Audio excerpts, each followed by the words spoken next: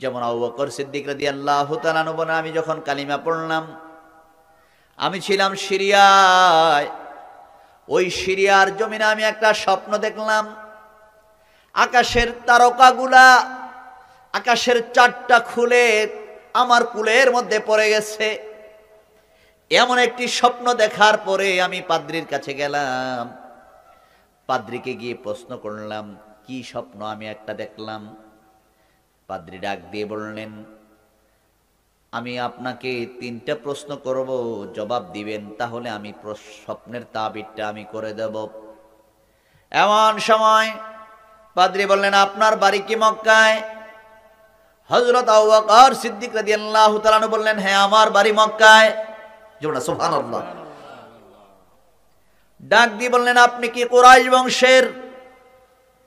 আবু বকর সিদ্দিক রাদিয়াল্লাহু তাআলা ডাক দিয়ে বললেন, হ্যাঁ, আমি কুরাইশ বংশের। এমন সময় বললেন, আপনার পিঠের মধ্যে একটা দাগ আছে, দেখি তো দাগটা আছে কিনা। জামা ফাঁক করে দেখে পিঠের মধ্যে দাগটা দেখা যায়। এটা দেখা মাত্র পাদ্রী চোখের পানি ফেলে দিয়েছেন, বললেন, আপনি আর কেউ নন, আপনি হলেন ইসলামের প্রথম খলিফা আবু বকর। আপনার পরিচয় তাওরাত, জবুর, ইনজিল কিতাবের মধ্যে আমরা পড়ে, পাদ্রী বলেন, আমি এই কিতাবগুলা পড়ে আমি জেনে গেছি আবু বকরের ভিতরে এই চিহ্নগুলা থাকবে, আবু বকর এমন একটা স্বপ্ন দেখবে। সুবহানাল্লাহ। এই কথাগুলা বলার পরে হযরত আবু বকর বললেন, কি বলেন, আমি কিছুই বুঝলাম না। পাদ্রী বলেন, তাড়াতাড়ি মক্কায় চলে যান, নবীজির হাতে হাত দিয়ে কালিমা পড়ে আপনি মুসলমান হয়ে যান। এই কথা বলা মাত্র হযরত আবু বকর সিদ্দিক রাদিয়াল্লাহু তাআলা আনহু বলেন, আমি ব্যবসার কাজ সব ছেড়ে দিয়ে আমি দৌড়াতে আরম্ভ করলাম মক্কার দিকে। যখন যাচ্ছি, পথিমধ্যে কিছুক্ষণ যাওয়ার পরে আমার শরীরের মধ্যে যখন ক্লান্ত হয়ে গেল, আমি একটা খেজুর গাছের নিচে আমি আরাম করতেছিলাম। কি গাছ? একটি খেজুর গাছের নিচে আমি আরাম করতেছিলাম। আমি যখন ঘুমাইছিলাম, সূর্য যেন আমার চেহারার মধ্যে আলো না পড়ে, খেজুর গাছের পাতাগুলো একসাথে লেগে লেগে আমাকে ছায়া দিতে আরম্ভ করলো। আর জোরে বলেন না সুবহানাল্লাহ। আমি ঘুম থেকে উঠে আমি দৌড়াতে আরম্ভ করলাম। দৌড়াইয়া আপনার নবী, আমার নবী, দুজাহানের বাদশা নবী হুজুরপুর নূর সাল্লাল্লাহু আলাইহি সাল্লামের দরবারে যখন আমি চলে গেলাম, নবীজির সামনে মাত্র কয়েকজন সাহাবী, কেউ নাই, একা একা নিরিবিলি জায়গায় বসে আছেন। জোরে সুবহানাল্লাহ। আল্লাহ নবীর কাছে যাওয়া মাত্র নবীজি আমাকে দেখে একটা তাবাসসুম, মুস্কি হাসি দিয়ে দিলেন। মা আয়েশা সিদ্দিকা রাদিয়াল্লাহু তাআলা আনহা বলেন, আমার নবীর চেহারার মধ্যে সব সময় একটা মুস্কি হাসি লেগেই থাকতো। কোন সাহাবী কখনো নবীজিকে রাগ অবস্থায় তাবাসসুম, মুস্কি হাসি নবীজির চেহারার মধ্যে লেগেই থাকতো। জোরে না সুবহানাল্লাহ। এই জন্য আল্লাহ পাক বলছেন, নবী আপনি যদি আপনার উম্মতের সঙ্গে উত্তম ব্যবহার, এই উত্তম আচরণ, হাসি মুখে যদি কথা না বলতেন, তাহলে তো আপনার উম্মতগুলো আপনাকে ছেড়ে চলে যেত, কেউ তো আপনার কাছে থাকতো না। আপনি যদি কর্কশ হতেন, রাগী হতেন, তারা আপনাকে ছেড়ে চলে যেত। আর আপনি তাদেরকে এত মায়া করেন, এত ভালোবাসেন, তারা তো আপনাকে ছেড়ে যাইতেই চায় না। সুবহানাল্লাহ। নবীকে কত ভালোবাসে, নবীকে ছেড়ে তারা যাইতেই চায় না, বরঞ্চ তাদেরকে যাইতে বললে বলেন, ইয়া রাসূলুল্লাহ, আপনার চেহারা দিকে তাকাই থাকতেই আমাদের মন চায়, আপনার কাছে বসে থাকতেই আমাদের মন চায়, আপনাকে দেখলেই আমাদের ভালো লাগে। জোরে বলেন সুবহানাল্লাহ। আসহাবে সুফার সদস্য যারা, সুফাবাসীরা, তারা বলেন, ইয়া রাসূলুল্লাহ, যদি খাবার নাও খাই, আপনাকে ছেড়ে যাইতে মন চায় না, আপনার কাছে থাকতে আমাদের এত ভালো লাগে। সাহাবায়ে কেরাম আবু হুরায়রা রাদিয়াল্লাহু তাআলা আনহু বলেন, মাঝে মাঝে এমন হয়ে যেত পেটের মধ্যে কোনো খাবার নাই। আবু হুরায়রা বলেন, একদিন আমি মাটির মধ্যে পাথর চাপা দিয়ে একটা পেট বরাবর একটা পাথর রেখে উপর হয়ে আমি শুয়ে থাকলাম। পেটের খিদায়, খাবার নাই, শুধু আমি নই, আমার সাথে আসহাবে সুফফার সদস্য যারা, তারাও। আমি একদিন হঠাৎ করে রাস্তার মধ্যে দাঁড়াইয়া মানুষদেরকে সালাম দিতে আরম্ভ করলাম।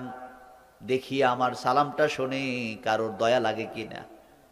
চেহারাটা মলিন দেখলে কেউ বলবে, আবু হুরায়রা চলো, মনে হয় তুমি খাও নাই। আমাকে আহ্বান করে তার বাড়িতে নিয়ে যাবেন। এই চিন্তা করে আমি রাস্তার পাশে দাঁড়িয়ে দাঁড়িয়ে সালাম দিতে আরম্ভ করলাম। কিন্তু যাকেই সালাম দেই জবাব নিয়ে আস্তে করে চলে যায়, ভালো মন্দ আর কিছুই খবর নেয় না। কিছুক্ষণ পরে তাকায়া দেখি আপনার নবী, আমার নবী, দুজাহানের বাদশা নবী হুজুরপুর নূর সাল্লাল্লাহু আলাইহি সাল্লাম এই রাস্তা দিয়ে আসতেছেন। নবীকে আমি যখন সালাম দিলাম, সালাম দেওয়া মাত্র নবীজি আমার চেহারার দিকে তাকায়া বলছেন, আবু হুরায়রা, বুঝেছি তুমি 3 দিন যাবত তোমার পেটে কোনো খাবার নাই। সুবহানাল্লাহ। আসো আমার সঙ্গে আসো।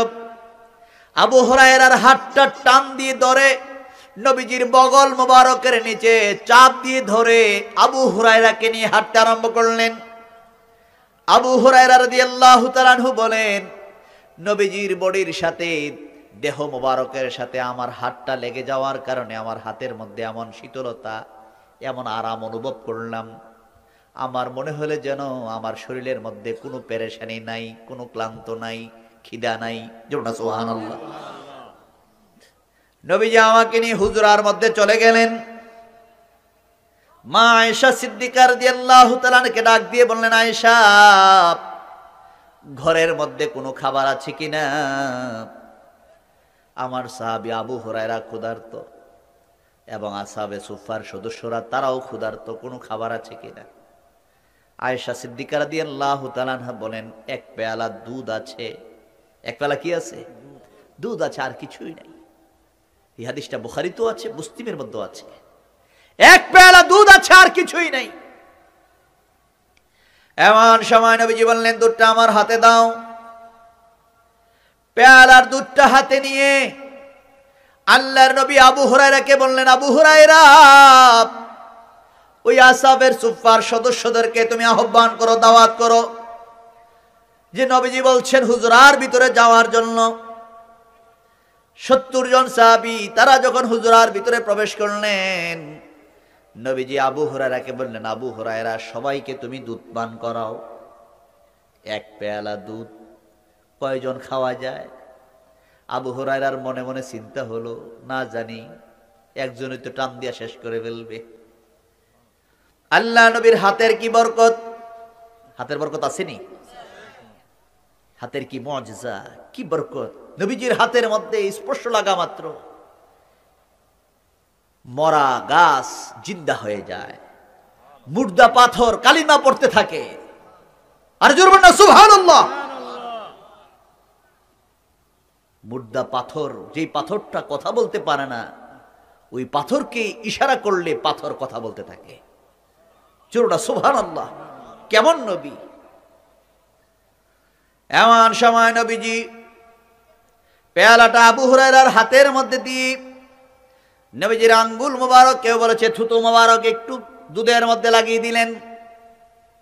দেওয়া মাত্র আবু হুরায়রাকে বললেন, আবু হুরায়রা, সবাইকে দুধ পান করাও। সবাই দুধ পান করতে আরম্ভ করলেন। আবু হুরায়রা বলেন, আমি একজন একজন করে সবাইকে পান করাইলাম। দেখি পেয়ালার দুধের মধ্যে কোনো কমতি নাই, যা আছে তাই আছে। সবার খাওয়ার পরে নবীজি আমাকে বললেন, আবু হুরায়রা, আর কে বাকি আছে? কই, ইয়া রাসূলুল্লাহ, আপনি আছেন আর আমি আছি। নবীজি বললেন, আবু হুরায়রা, তুমি দুধ পান করো। আবু হুরায়রা দুধ পান করতে আরম্ভ করলেন। নবীজি ডাক দিয়ে বলেন, আবু হুরায়রা, তুমি তো বেশি ক্ষুধার্ত, তুমি আর একটু খাও। আবু হুরায়রা বলেন, আমি আর একটু পান করলাম। তৃতীয়বার আবার বললেন, আবু হুরায়রা, তুমি আর একটু খাও। আবু হুরায়রা বলেন, ইয়া রাসূলুল্লাহ, পেটের মধ্যে আর জায়গা নাই, আমি তৃপ্তি সহকারে খেয়ে ফেলেছি। এমন সময় নবীজি পেয়ালাটা হাতে নিয়ে বাকি দুধটা খেয়ে ফেললেন। খেয়ে ফেলার পরে দুধটা খালি, পেয়ালাটা খালি হয়ে গেল। আবু হুরায়রা বলেন, সংখ্যা যদি আমরা আরো অধিক হতাম, তারপরও দুধের মধ্যে যে বরকত শুরু হয়ে গেছে, কমতি হইতো না। জোরে সুবহানাল্লাহ। আল্লাহ রাসূলের হাতের মধ্যে কি বরকত আল্লাহ দান করেছে,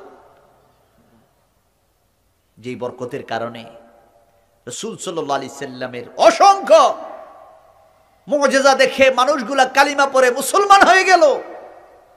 কিন্তু আবু জেহেলের সামনে অসংখ্য মুজিজা প্রকাশ পেয়েছে, কিন্তু আবু জেহেল কালিমা পড়তে পারে নাই। পারছে নাকি? পারে নাই। হযরত আবু বকর সিদ্দিক রাদিয়াল্লাহু তাআলা আনহু বলেন, আমি যখন নবীজির সামনে আসলাম, আসা মাত্র নবীজিকে ডাক দিয়ে বললাম, ইয়া রাসূলুল্লাহ, আমি আসছি কালিমা পড়তে, কিন্তু কালিমা পড়ব, আমি আপনাকে ভালোভাবে জানি, মক্কার মানুষগুলো আপনাকে আল আমিন বলে ডাকে। আপনার মতো ভালো উত্তম চরিত্রওয়ালার কেউ নাই। আপনি কাউকে ঠকান না, মিথ্যা কথা বলেন না, চুগলখড়ি করেন না, কারোর পরনিন্দা করেন না, গীবত চর্চা করেন না, কোনো কিছুই করেন না, মানুষের কল্যাণের জন্য কথা বলেন। ইয়া রাসূলুল্লাহ, আপনি যে নবী, এটার একটা প্রমাণ চাই। কি চাই? একটা প্রমাণ চাই, তাহলে আমি কালিমা পড়ে মুসলমান হয়ে যাব। এমন সময় নবীজি ডাক দিয়ে বললেন, আবু বকর, তুমি যে সিরিয়ায় স্বপ্নে দেখলা, কি দেখছে? কি দেখছে? তুমি যে সিরিয়ায় স্বপ্ন দেখলা, স্বপ্নটা দেখার পরে তুমি যে পাদ্রীর কাছে গেলা, পাদ্রী যে স্বপ্নের তাবির করলো, তাবির করার পরে তুমি যে দৌড়ায় আসলা, পথিমধ্যে খেজুর গাছ তোমাকে ছায়া দিল, এরপরও কি তোমার আর কোনো কিছু জানার বাকি আছে কিনা তুমি আমাকে বলো।